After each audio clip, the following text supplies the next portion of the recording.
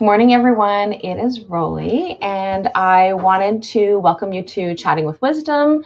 And so today we are actually going to be meeting with De'Nicea Hilton Harper. And De'Nicea brings a playful, holistic perspective to healing and well-being, where women realize the possibilities available to them by claiming, I am whole, I am complete, I am perfect. And as she was practicing in women's health, De'Nicea saw a link between the physical conditions women were experiencing and the lack of awareness and expression of the inner self. So now De'Nicea is on a mission of mitigating women's health experiences by creating playful healing spaces for women to embrace, embody, and express her perfect, authentic self. Bridging her experience in holistic and integrative approaches as a holistic well-being consultant and a doctor of Eastern medicine, De'Nicea guides women online to play, to realize their potential by experiencing serious healing that doesn't have to be so serious. Welcome, De'Nicea. How are you? I'm awesome. This is great. And so we were just sharing how the entire conversations for Chatting with Wisdom is entirely off the cuff, with the exception of the introductions and of our guests. And because like we just need to have that playfulness, we need to have that conversational interaction. If I saw you on the street, I wouldn't pull out a script and say, "Hey, Denise, yeah, how's it going?" Right? Right. And so we get stuck on these labels of having to make sure that everything is perfect. And with your conversation of unleashing your power by claiming your perfection, is like such a beautiful thing, because we're not perfect, are we? Well, so I have a Yes or different no? perspective on it. Yeah. Like in the sense that the common accepted definition of perfect is flawless, and I actually had this feeling and I started talking. It was so interesting because it's like I started talking like this and then I started seeing it. And what happened was I was actually speaking with a friend of mine, and who's now a friend, and she is a linguist. And what happened was she's the one who put it together. She summed it up and she says, "You do realize that you're you have this, like, you're staying perfect, like but you're hesitating, right? Because I too was going by the commonly accepted definition of flawless." She says, actually, the root meaning of perfect is whole and complete. And I said, "Holy guacamole." And I was like, "Open the front door." And so I had all sorts of like visceral tingles and just like, and so it was one of those, that was like a moment of, whoa, like this is what I had been feeling the whole time. And then it was almost like everything up here just opened up even more and expanded. And it was like, no wonder I kept seeing all these places where, because you were told you weren't perfect, we almost naturally had a resistance to that. But then was like, well, maybe I'm not, right? Yet it affected us in so many different ways. Like if somebody tells you that you're not perfect, then you end up trying to do all the things to make it flawless. But what if you were told that really perfect means whole and complete? You're whole and complete as you are, right? It's kind of like that two sides of the penny. You have the heads, but you also have to take the tails. And a lot of like spaces, a lot of conversations is all about like, oh, strengthen your weaknesses or hide your weakness, be strong, like, right? And it's like, or it's all of it. And when you realize that it's all of it, it's almost liberating, because you now, like, you don't have to put on a mask that there's this other part that doesn't exist. And then for internal purposes, acknowledging that these other parts exist instead of exerting this internal energy to resist it for the sake of others in their environment. And it's like, now we can really unleash literally our power by claiming that we're whole and complete. It's our perfection. And I put the shun, the ION, in parentheses, so science nerd, because because it literally popped in my mindset one day, and I was like, oh my gosh, like what if it's like ionic? Because we are ionic beings. There is that sense of what we will attract and what we will repel based on that energy that's on the outside. It's on that outside shell of an electron, right? Like that, or the atom. Excuse me. It's the electron that is on the outside shell of the atom, but it'll have that energy, and it is what is like kind of signaling outward. Hey, this is what I want to attract, and this is what I want to repel for the sake of this whole atom. And we are that also. It is what is on our outside that's constantly sensing, and we're attracting it or repelling it. However, if we were to change in the inside, naturally, then we're going to start to change what we have on the outside. I love that. I really, really love that. And I didn't know that definition. Like that is just so literally so perfect, right? Because it is. And so like even with when there's a program that when I was raising my kids that was called Nobody's Perfect, because like we just have this whole thing of everything needs to be done in a certain way or needs to appear to be in a certain way. We need to look a certain way. We need to talk a certain way. We need to be a certain way because society apparently dictates these things. And then it takes away from who we really truly are. And so knowing what the definition of perfect is and then describing the ions, I ended up with like goosebumps all over my body as you were talking about that, because it was like the hair was like literally standing up on the back of my neck going like, oh my God, pick me, right? So it's like, oh my gosh, this is like so incredible.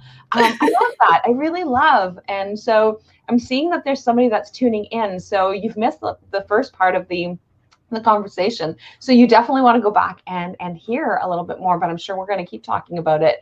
But for those of you who are catching the replay, like make sure that you hashtag replay. Let us know that you're here, because I think that not that I don't have other good conversations, but I think that this is really going to be a very insightful conversation, because I really love that perspective. I really love that part of things, and bringing in those things that we can actually attract in other people, so that or repel, right? So repelling those beings, those other people in our lives that we don't necessarily need to have. But there's well, they should, because they've been my best friends since we've gone to kindergarten, and but they're my cousin, right? So sometimes some of these people aren't necessarily supposed to be within our bubble system, right? So what yeah. I feel like when it's things like that, there's so many different things that you can explore, right? And one of those being cultures and subcultures that you are a part of, and that you agree to their cultural acceptances, unconsciously and consciously. And so like there are certain groups, cultural groups, literally it's like, man, we're it's us or die. Like it's, fill in the blank or die. Your only way out of here is through death, right? Oh no, we're blood. That's it, right? And then I I look at it and I'm going, I mean, if for me, if I see that and then I hear it, I see a lot of things. I see that there's such a strong sense of wanting to be connected to, and by whomever it is that's like laying down that law, right? Yeah. That it's like you're putting together this whole ecosystem that is to fear you, right? Like they will die if you don't go along with this. But underneath it, I feel like you just really want some connection and belonging, like so bad that this is the way that you feel like it has to be done. And then that's when I want to go and explore, where did you create that, create that behavior in order for your own survival? Like, where did that come from? Where did you learn that? And then and if you kind of go back, like if you go back, that's kind of what we naturally did. Like you went in groups because there was safety in groups, right? And that meant for so many people, like I mean, you have this slave trade, you have Holocaust, you have just civil wars, right? Like all of that, there was safety in those groups, and it was literally group or die, right, by yourself. And then I think that just over time, it got to a point where there might be some people that felt it so much on that side of the spectrum that they would create the environment that you would die if you did leave. You know, and it's like it's really in there. And if I were to modernize it, you see it in something as simple as mom groups, right? Like you can choose disposable diapers over cloth diapers and could be potentially ostracized and cut off. And then you feeling like you're alone on some island, and that energy for yourself has now like it has catapulted into now loneliness, and then some sadness, and then possibly depression, and then affecting breast milk if you're breastfeeding, and then now the baby's probably crying a lot because they're picking up on that energy. So it's like you can see how we're so interconnected. And those that say like, oh, it's connected by blood and blah, blah, blah. And I'm like, oh, or we could just do a test and it'll show you that you probably got about 10 or 15 different blood types going on. So I think that I feel like it is that perfect opportunity though, to explore if someone's pushing that on you, like to explore, like, what does this mean for me? What is the quality of a relationship that I am seeking at this time? So, and that's the other thing, is that people don't honor the transformations and honor that there are phases that we go through. Now, there are certain phases that they will accept. They'll accept infancy to toddlerhood, right? To adolescence, to puberty, to adulthood, for women being menopausal, then postmenopausal. Like those types of transitions we will accept a little bit more, but a personal growth type of, transitions and phases, people tend to have a little bit more difficulty like in accepting that. And I mean, you see that in cases where people are like, they'll never change, say if they were incarcerated for something, they'll never change. And it's like, maybe they did. Maybe there was something that was learned there, and they have learned, have grown. Now, I'm not saying that's everyone, but I'm simply presenting it so that there's this expanded thought of, well, yeah, maybe I can offer some grace. And I think that what you see then too is that because that grace isn't offered to others, we don't offer it to ourselves. Mm-hmm. And that once again goes to that energy, like attraction. And so then we'll be really, really hard on ourselves without offering the grace. And then it's extended into others. And it's, for some people, it's like, well, I don't get it, so why would I do it for somebody else?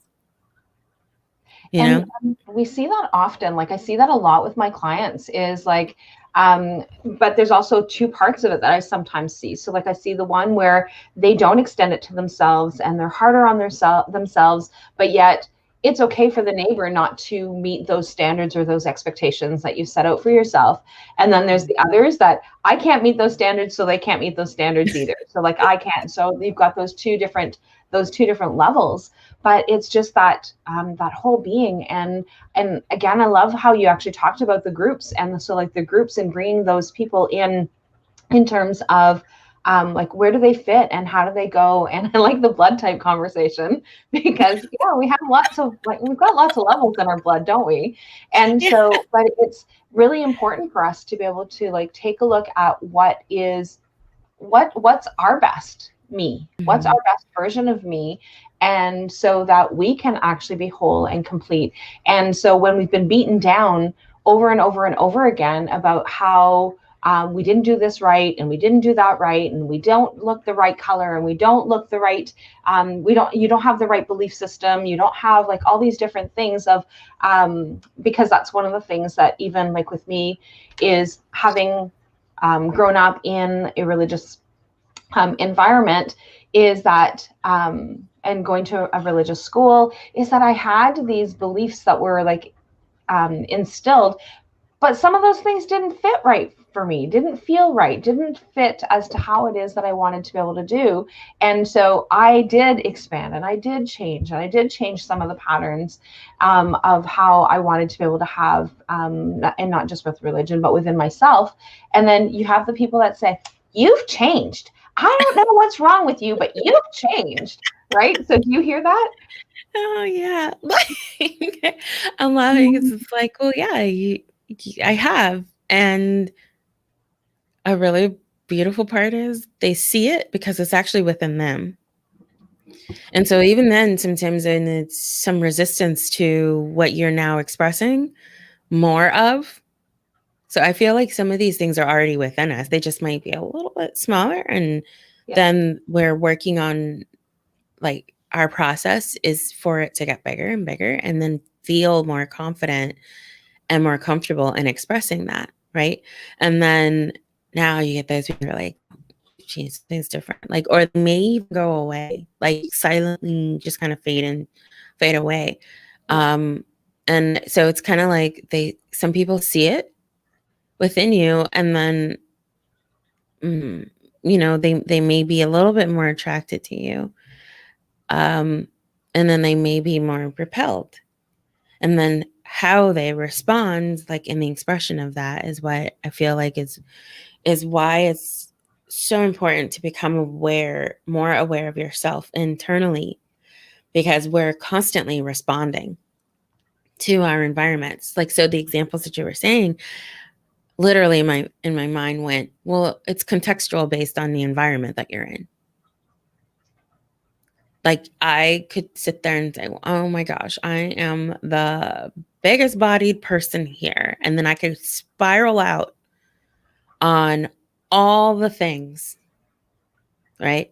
Like, oh, now I got to go and lose weight. Oh, now I need to go and exercise here. Oh, maybe I should try intermittent fasting, blah, blah, blah, blah, blah, right? Like all of these things. Or I could be in an environment that is body size acceptance, right?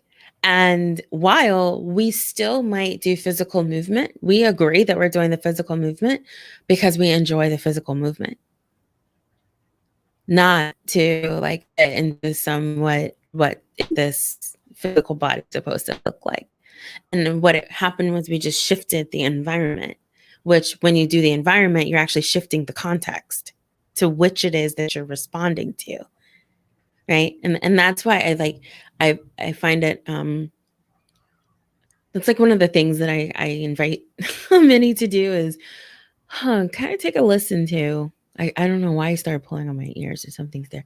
Um, but kind of take a listen to what groups it is that we're in and really have fun with this, because it's not just the like, here's my brother, here's my sister, here's my mom, here's my dad, right? Like, it's not just that.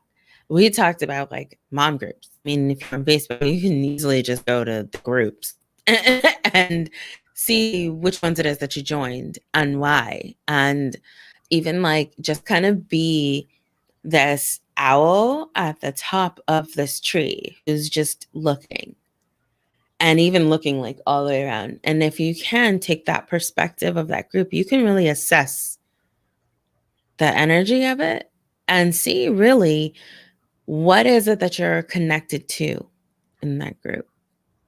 Because like I said, we're always seeking connection. We even a single atom is literally trying to find a pair. It's like it happens. Like, and that's what we're doing. What I'm inviting you to do though is to be a little bit more conscious of in the sense of, what types of connections do I want?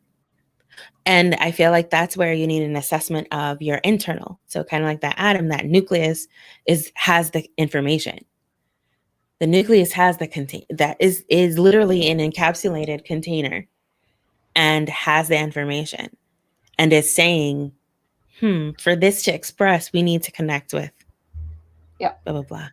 So that's us. Like, so when you go on that internal journey, and that's why you'll hear me, my 3, like E's is that embrace, embody, and express, right?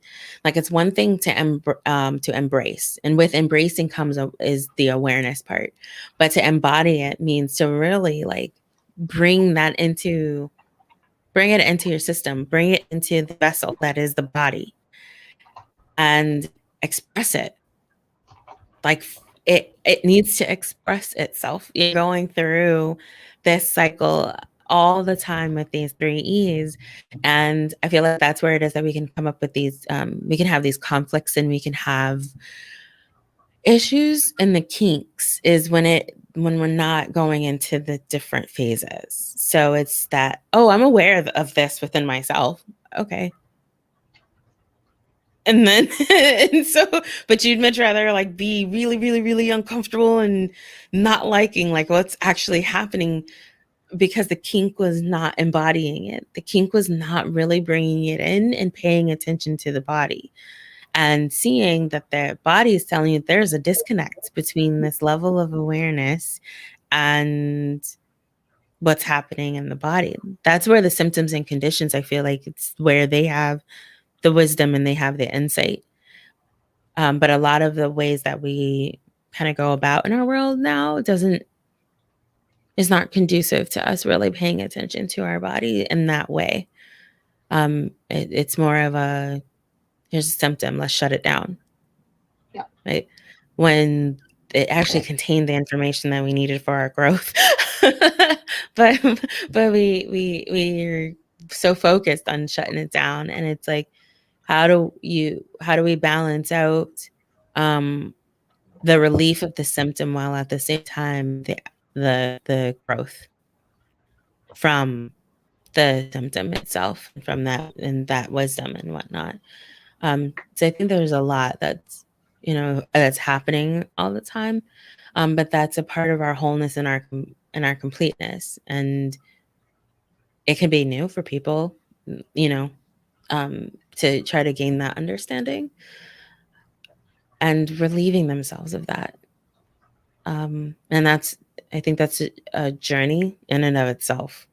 It definitely is. And one of the things, because I worked in mental health for a long time. And so even now I still have lots of different clients. They'll come back and say, this happened to me like way back when, and I gained the confidence to be able to make the change and do all the things. And now this has creeped back up again, because it really is that journey. It's those different layers, and it's the different expansion of growth. And so, and I shared your 3 E's so that whoever it is that's watching and to be able to catch them, right? So, because it really is, and it's those powerful states of being and powerful states of change. And it really is that journey, and it's that change, and the journey that we've come to is like, we were born to have this journey, and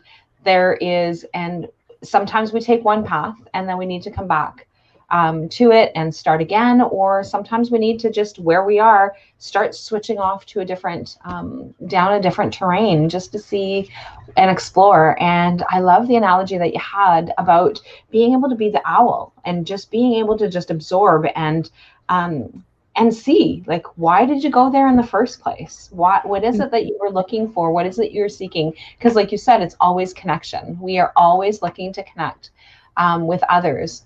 And so for those of you who are watching, like, this is the reason why you come and watch Chatting with Wisdom, is so that you can come and connect with others and see, oh, that resonates with me. Oh, that resonates with me. Or, oh, no, that definitely doesn't resonate with me. And it's okay. Right. Yeah. So each one of those things is all okay with what it is that we want to be able to expand on, and growth, and being. And so, so can you tell me a little bit more about this journey that you're talking about? Sure can. Um, let's see here. So this journey, I'll say there's something that you said that had me, it popped up in my head. And I was like, oh. Oh, I know. It was and I will definitely tie this into it being a journey, right? Like, so then we have those circumstances, like you were describing with some of your clients, that they would work on this and then do that and that, and then I'll say that, but this happened again. And okay, so I'm kind of unpack that a little bit. I find that what's helpful is to refrain as much as possible from saying that this happened again, because it didn't, right?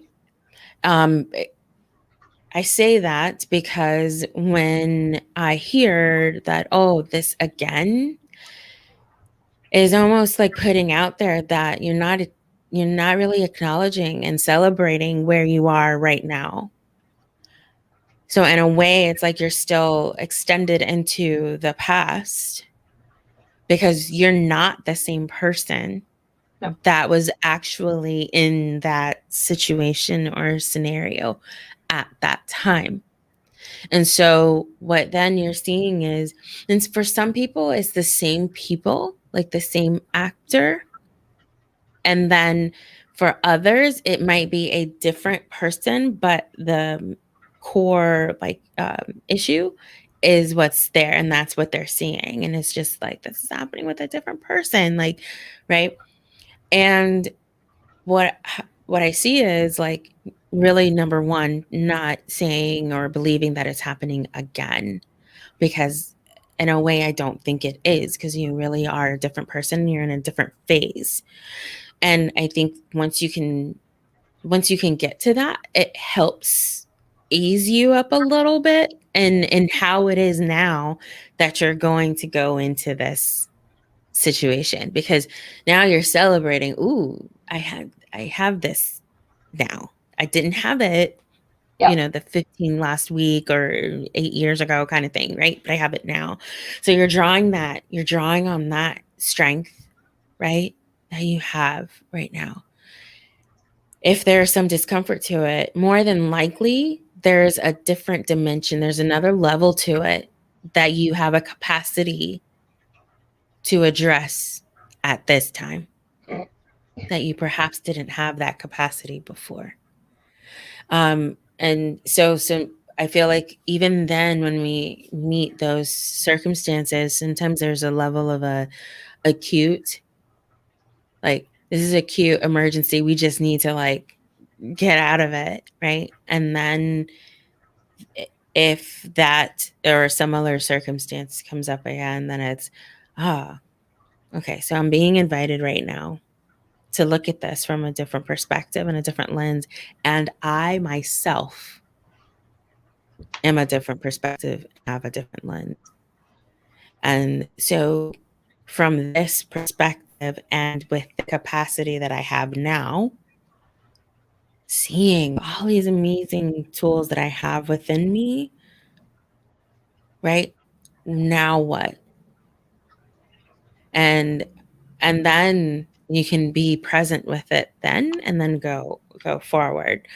And I feel like that is the journey itself, right? That's within the journey itself, it is this exploration of the not just layers, but the dimensions that we are. And so as you continue to go into the healing parts, here's one that popped up. Say for instance, you cut yourself, or for some that would have that surgery or something like that, right? What you see on the top layer might be the blood. There's going to be some white blood cells coming out, trying to make sure it's not infected and all of that jazz, right? You innately, that just happened. The body just knew we need to go here to this area, potential invasion of pathogens and bacteria. So let's go. And then once it realizes like, oh, okay, we don't think there's any pathogens here.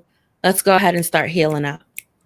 And then they'll start producing new cells that serve different purposes, whether it's the stitching or whatever. They're carrying all those messages and it's happening. And the thing is that there can definitely be a scar that's left. That particular spot was never the original spot, like that before the cut. And say we go about and we do like end up getting cut, same spot. That tissue is even stronger because scar tissue is denser. So it almost was literally encoded with, we have to be very strong at this part because we were cut. And that means that we're going to be so strong and so rigid because we don't want that offense again. But sometimes that rigidity is what may hinder also internal transformations. Yeah. Which is why then you'll see like scar therapies involve a lot of even visceral manipulation. And then the mental, emotional, spiritual side of it is you can be flexible. You are safe. There may not be there's not going to be the same type of insult.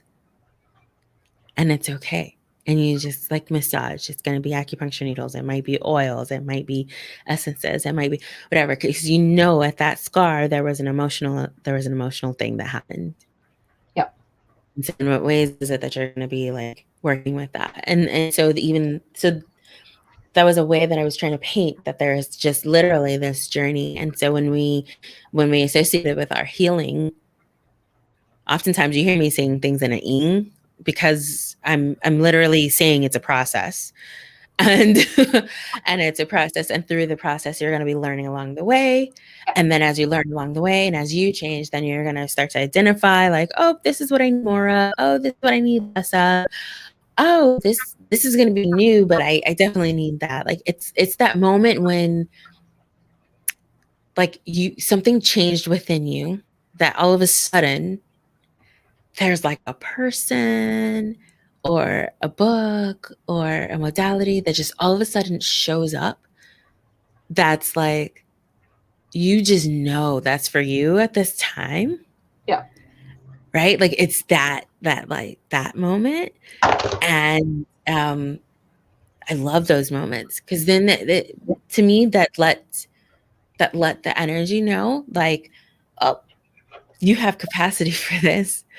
And here you go. Here's a tool right now.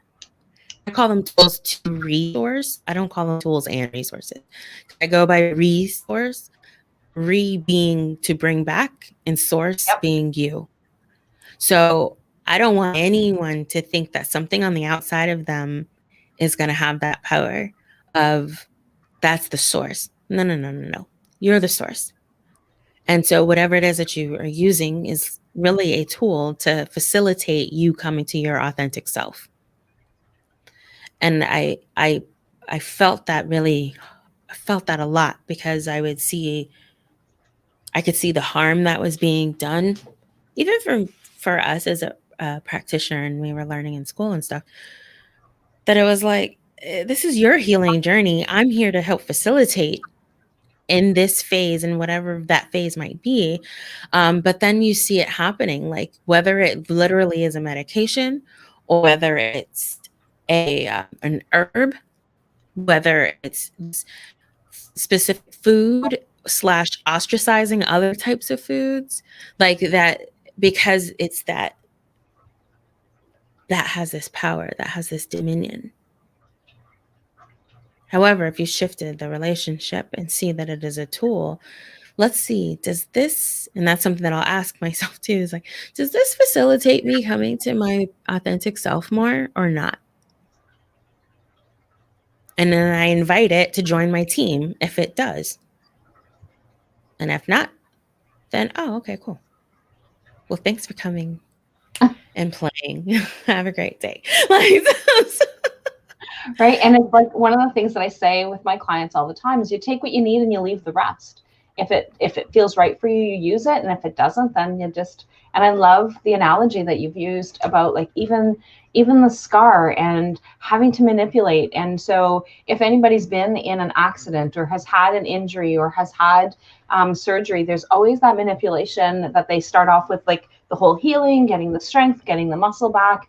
And then after that, it's about being able to get things shifted and moving so that you can actually get through. And so, but we don't do that with our own emotions. We don't do that with our own being. We don't do that with our own self. So I love that analogy because it really does paint that picture of the importance of how we are able to kind of move things through, right? So, so I love that. So one of the things that I wanted to, before we actually head out, because I knew that we would actually be longer than our 30 minutes. So, but before we actually head out, is that I wanted to be able to, you have an offer for people to be able to join your program. Did you want to talk a little bit about that? And I will add that into the comments. Sure. So I actually have an online community that's called the Perfect Playground. So that is an online community for women to literally, and what Rollie and I were saying, we were talking about, which was just these different aspects that play a role into our whole being. And each of those aspects play a role into our being, but then also into our healing. So on the playground, it's your spot where you get to explore through these different experiences and these different lenses of us through these playful activities.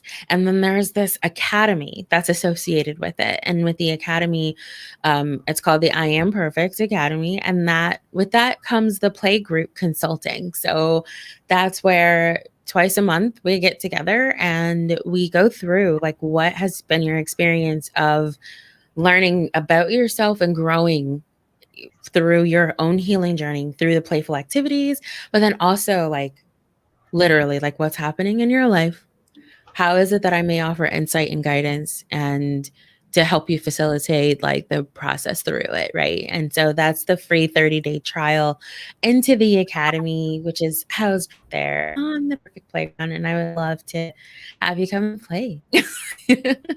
So one of the things so I tried to post the link. So the link is not working because apparently it goes against Facebook's community standards.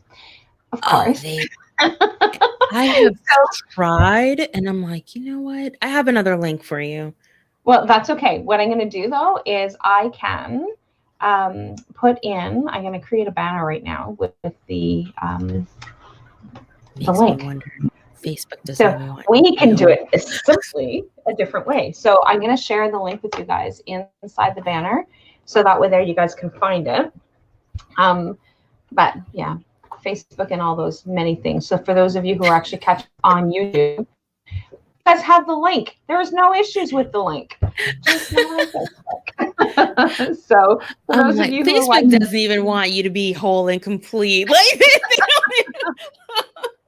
they're like, no. So it's www.theperfectplayground.com/free trial. So this is what it is that De'Nicea is talking about. And so, but like this has been a very incredible conversation because, and like I said, even just having that insight of the actual definition of perfect, right? So because it's that whole and completeness. And that is one of the things that I strive, is to be able to have that and feel that and be in that space of that that wholeness. And coming from working in different agencies is that everybody's worked in silos, and I've really struggled with that. And so like if you're working mental health, you're only allowed to do mental health. If you're working domestic violence, you can only work domestic violence. It's like, so where was it when we walked through the door that we left the rest of us behind? Because like I'm pretty sure that being me is still there somewhere. Like so being able to have my own practice has allowed me to be able to do that embracing of the wholeness, and being in that perfection is perfect and perfect. There's the no pun intended, but like with perfect timing. But it's just really important for us to be able to have that part of it, and then having the visual of the ions and having that scientific proof, right? So like that's because people a lot of times get stuck in the well, like that's just kind of like woo-woo-y stuff, but it's like it really is science. It really is part of that that whole component of the things that are actually going on.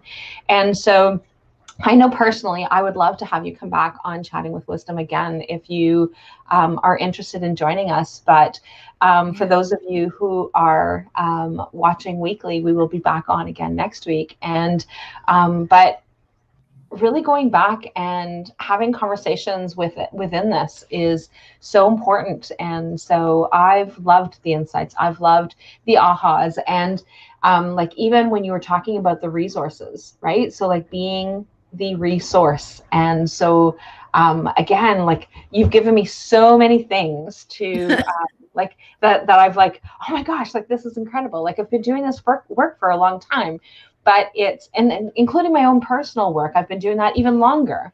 And so, but it's just that little piece of perfection. Like there's no other word for it, right? So like all these little pieces coming together, and this is perfect. And so, so thank you again. Is there anything else that you wanted to share before we head out? No, I mean, just really literally like right here, right now, seeing that you're whole and complete will open you up to a world of potential and possibilities for your own healing journey. And just know that literally it's going to open and it's going to change. It's going to change the whole game for you.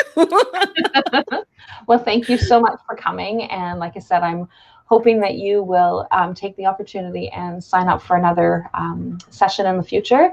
And because I've loved this conversation, and it's 45 minutes in, so we're pretty we're pretty far into this conversation, and I try and keep it at the 30 minutes as much as possible. But sometimes those conversations just kind of get going, and this is just one of them. So thank you again so much.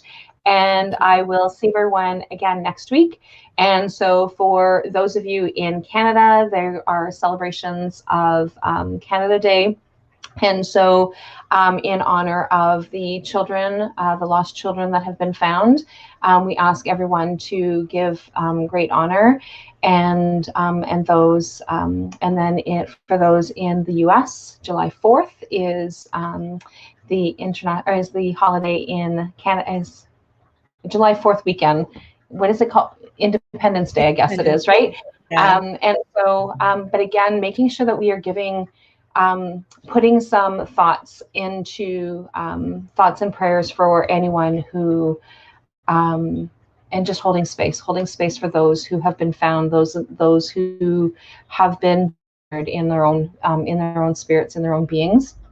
And so I know that for us, we are asking people to wear orange in honor of our Indigenous brothers and sisters, and holding space for them in the light of their grieving as they continue to find more children that have been lost and found. So so not to put a damper on this great conversation, but it really is, with our holiday being tomorrow.